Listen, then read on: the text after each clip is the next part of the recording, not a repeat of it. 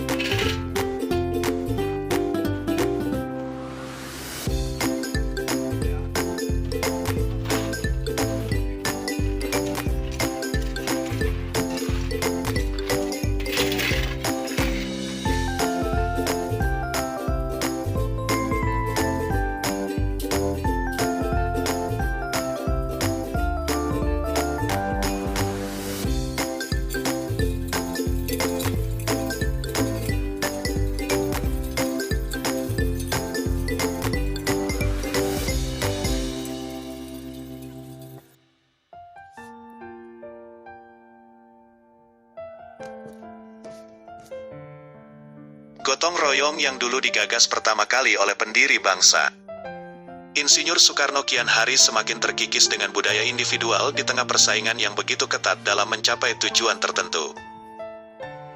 Kenyataan inilah yang membuat nilai-nilai sosial di tatanan masyarakat yang sejak dulu sudah ditanamkan oleh nenek moyang kita luntur seiring dengan perkembangan zaman. Padahal untuk mencapai suatu tujuan dan cita-cita bersama seharusnya dikerjakan secara bersama-sama. Maka dengan kenyataan inilah, pemerintah Desa Cimungkal kembali melakukan sebuah inovasi baru dalam merangkul masyarakat agar terus menanamkan kebudayaan gotong royong. Kegiatan gotong royong dalam pembangunan jalan desa sedikitnya melibatkan hampir 95% masyarakat Cimungkal. Kebersamaan dan ikatan persaudaraan atas kepentingan bersama menjadi satu ketika semua masyarakat desa terlibat aktif, tanpa harus melihat tatanan dan golongan yang ada. Masyarakat saling bahu-membahu seiring kegiatan gotong royong. Program Studi Penyuluhan Pembangunan Pemberdayaan Masyarakat, Program Pascasarjana Universitas 11 Maret, UNS, gelar Lokakarya Nasional, Jumat, tanggal 21 November tahun 2014. Bertempat di ruang sidang 2 kantor pusat UNS. Lokakarya kali ini mengusung tema persiapan fasilitasi pengelolaan dana desa. Hal tersebut berangkat pada pemikiran bahwa Undang-Undang Nomor 6 Tahun 2014 tentang desa tidak selesai sampai penerbitan. Undang-undang tetapi justru meningkatkan kualitas hidup warga yang ada di desa. Dalam sambutannya, Sapta Anantanyu selaku Ketua Penyelenggara berharap ada pemikiran baru mengenai pembangunan desa yang keluar dari peserta Lokakarya yang berasal dari berbagai kalangan seperti akademisi, praktisi hingga LSM ini. Sebagai pembicara utama, Dr. Lili Romli, Deputi V Bidang Pengembangan Daerah Khusus, Kementerian Desa, Pembangunan Daerah Tertinggal dan Tertinggal menyampaikan sambutan Menteri Desa, Pembangunan Daerah Tertinggal dan Transmigrasi, Marwan Jafar. Pendekatan pembangunan yang dipilih undang-undang ini adalah membangun desa dan desa membangun, buka Lili. Lebih lanjut Lili menjelaskan yang dimaksud dengan membangun desa yaitu memberikan sudut pandang kepada kita adalah kewajiban pemerintah dan pemerintah daerah untuk meningkatkan kualitas hidup masyarakat. Desa. Sedangkan pendekatan desa membangun sebagai aksentuasi dari bagaimana geliat masyarakat desa berikhtiar dalam memajukan dirinya. Marwan melalui Lili juga menyampaikan arah pembangunan daerah dan Indonesia ke depannya harus dimulai dari desa atau dari pinggiran.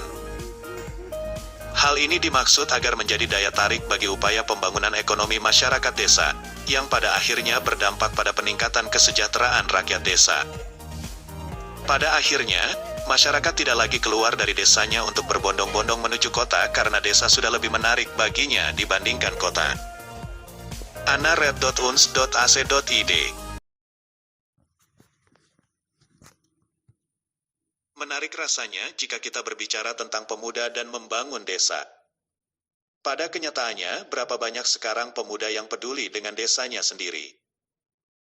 Bahkan kemajuan teknologi bukan justru dimanfaatkan oleh pemuda untuk kemajuan desanya, namun teknologi justru telah berhasil merubah para pemuda untuk berperilaku hedonis dan menjadi apatis. Bukan seharusnya menjadi pemuda yang memikirkan desanya, malah hanya memikirkan dirinya atau membangun surga untuk dirinya. Lalu pertanyaannya sekarang pemuda bisa apa? Apa peran pemuda dalam membangun desa? Hal ini menjadi pekerjaan rumah bagi kita semua untuk memperbaiki bersama sebagai pemuda. Dalam membangun sebuah desa pastinya akan ada sebuah tantangan dan hambatan dalam perjalanannya. Oleh karena itu perlu adanya komitmen dan keikhlasan dalam berjuang membangun desa. Seperti kata-kata beliau Bung Hatta, Bapak Pendiri Bangsa mengatakan, "Saya percaya akan kebulatan hati pemuda Indonesia, yang percaya akan kesanggupannya berjuang dan menderita." Benar sekali kata-kata beliau Bung Hatta, pemuda pada kondisi sekarang perlu mempunyai integritas atau kebulatan hati membangun desanya. Kesadaran pemuda pada kondisi sekarang dibutuhkan untuk membulatkan hati bergerak dan bersatu membangun desanya. Tanpa adanya tekad yang kuat dan semangat membangun desa bisa dipastikan akan kalah dengan budaya individualis dan perkembangan teknologi yang seakan melalaikan pemuda. Selanjutnya sambungan kata-kata beliau, yang percaya akan kesanggupan berjuang dan menderita. Di sini mengatakan bahwa pemuda harus memupuk mental yang kuat untuk membangun desa, yaitu siap berjuang dan menderita. Kalau dalam istilah Jawanya pemuda harus nelalah, yaitu berani untuk berjuang melakukan hal sesuatu yang kebanyakan orang tidak melakukannya, yang siap merangkul siapapun tanpa memandang apapun, yang siap dihina, tidak dihargai siapapun. Atas perjuangannya, siap gagal dan terus mencoba. Mental seperti itulah yang harus dibangun pemuda di desa kita, yaitu berani mencoba dan tekad yang besar untuk mewujudkan. Menjadi pemuda pada masa sekarang adalah sebuah tantangan yang perlu dijadikan motivasi bagi kita. Mengapa tidak? Pemuda mempunyai peran besar membangun desa dan bangsa. Dari desalah pemuda lahir menjadi generasi masa depan pemimpin bangsa. Yang siap merangkul siapapun, tidak membeda-bedakan dari kelas bawah sampai atas. Dalam sejarah tiap-tiap bangsa yang lama tertindas, pemudalah yang menjadi pelopor, perintis jalan menuju perbaikan nasib bangsa atau desa. Maka dari itu, pemberdayaan pemuda perlu dilakukan dari dukungan masyarakat dan pemerintah desa. Sehingga menjadi bibit unggul yang siap bersaing melawan zaman. Perubahan sangat identik dengan sebuah kemajuan dan kemunduran. Sang peloporlah yang menjadi kunci perubahan kemana akan dibawanya. Spirit terjadinya perubahan terletak pada peran pemuda yang seringkali menjadi tokoh utama dan mampu berperang melakukan suatu perubahan. Sudah saatnya pemuda menjadi lokomotif atau menjadi bagian rangkaian perubahan yang siap membawa perubahan untuk desanya agar menjadi masyarakat yang beradab dalam membangun, menjalani dan memaknai kehidupannya. Peran pemuda yang pertama adalah membangun sinergi bersama sesepuh desa serta perangkat desa setempat. Keberadaan sesepuh desa tidak menutup kemungkinan dapat menjadi penghambat gerakan pemuda desa jika tidak adanya sinkronisasi antara sesepuh desa dan pemudanya. Diperlukan adanya pendekatan antara keduanya dengan memprioritaskan rasa memahami sehingga para sesepuh desa mampu paham dengan tujuan gerakan pemuda desa. Dalam hal tersebut, terlibatnya perangkat desa mampu membantu berlangsungnya organisasi pemuda sehingga permasalahan yang timbul dapat diselesaikan secara terkendali. Peran pemuda yang kedua adalah membangun sinergi bersama pemuda-pemuda. Maksud pemuda dalam hal ini adalah pemuda yang belum mempunyai visi misi yang sama. Di sini pemuda harus bisa berperan fleksibel merangkul pemuda lain yang belum mempunyai visi misi yang sama.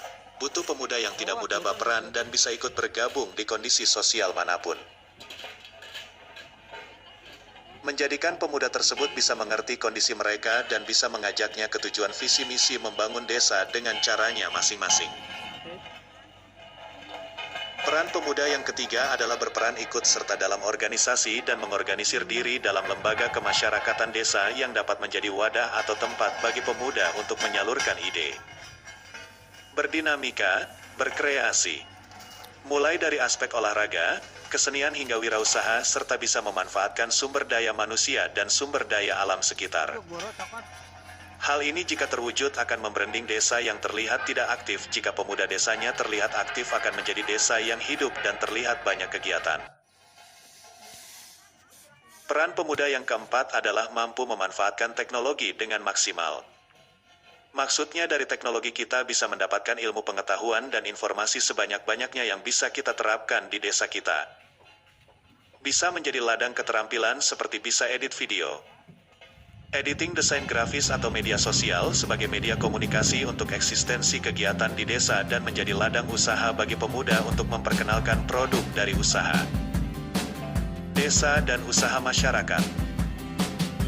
Peran pemuda yang kelima adalah peran pemuda dalam tantangan proses pembangunan desa ke depannya. Sangat diperlukan pemuda dapat mengawasi serta mengontrol kebijakan maupun pembangunan yang dilaksanakan oleh pemerintah desa. Karena selain pemuda memiliki idealisme yang tinggi, juga tidak banyak memiliki kepentingan terselubung dalam melakukan aktivitasnya. Maka peran pemuda menjadi penyetabil kebijakan dan bisa menjadikan selaras dengan tujuan desa.